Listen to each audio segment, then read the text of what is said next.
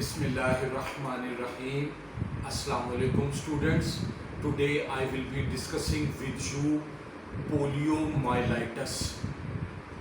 Students, it's a very common viral disease of our society. Poliomyelitis is caused by poliovirus. Now, poliovirus belongs to picornavirus family.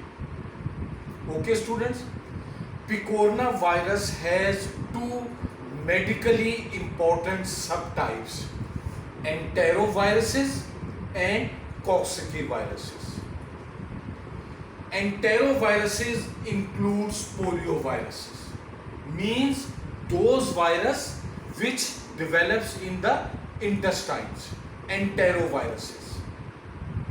Now Cox viruses and rhinoviruses.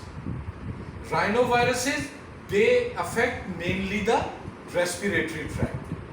So we continue with poliomyelitis.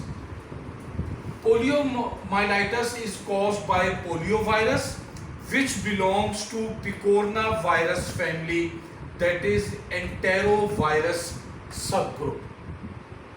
The second subgroup is rhinovirus, which affects respiratory system. Now transmission. Students, poliovirus is transmitted through fecal oral route. It means that hygiene and clean environment is the main issue in spread of poliomyelitis. Transmission fecal oral route. Poliovirus most commonly affects the spinal cord, and this spinal cord affection is responsible for flaccid paralysis. Students, in poliomyelitis you see flaccid paralysis. It means muscles are relaxed. On the other hand, in tetanus you see spastic paralysis, where there is over contraction of the muscles. Okay, humans are the only host of poliovirus. Humans are the only host. Now pathogenesis. Students, poliovirus enters the host through mouth, from where it reaches the oropharynx and gastrointestinal tracts. In the oropharynx and gastrointestinal tract, the poliovirus multiplies. Poliovirus, it enters the host through the mouth and multiplies in the pharynx as well as in the gastrointestinal tract. From oropharynx and gastrointestinal tract, it invades the local lymphoid tissue. From local lymphoid tissue, the poliovirus enters the main bloodstream, and from the bloodstream ultimately reaches the cells of central nervous system and mainly the spinal cord cells. Okay, students, there are three different types of polio. Spinal polio, in which muscles of mostly legs are involved. Bulbar polio, it involves the muscles supplied by cranial nerves. And bulbospinal polio, which is a combination of spinal as well as bulbar polio.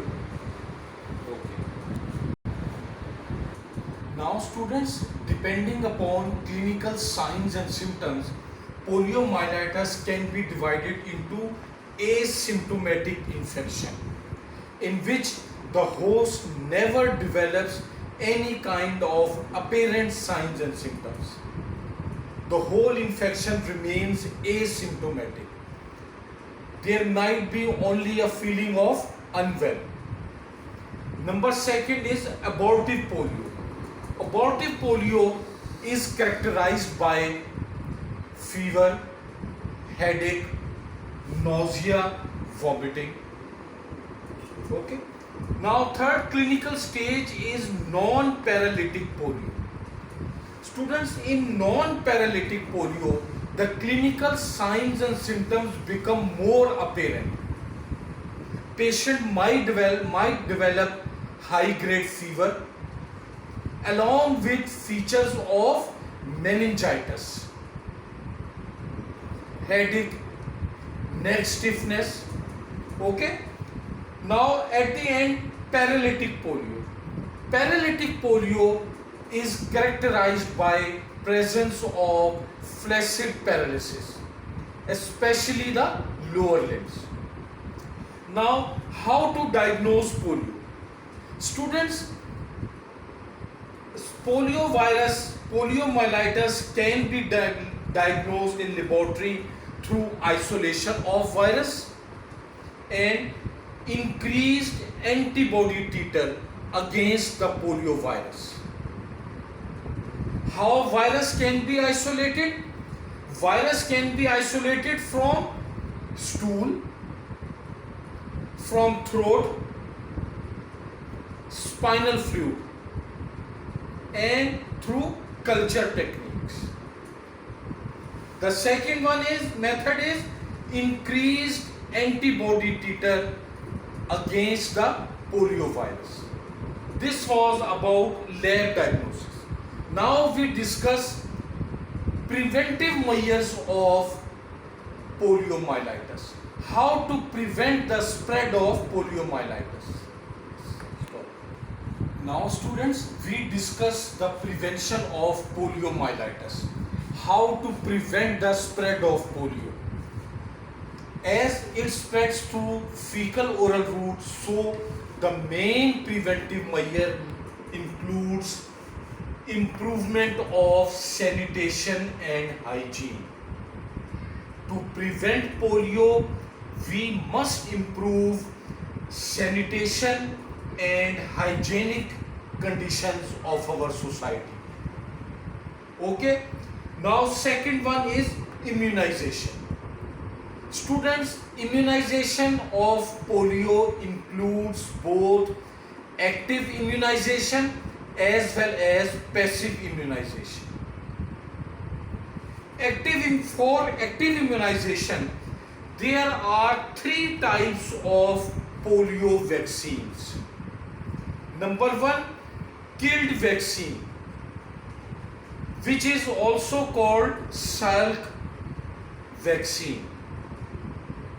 Number two, inactivated vaccine, IPV. And number third, live attenuated vaccine, which is also called OPV.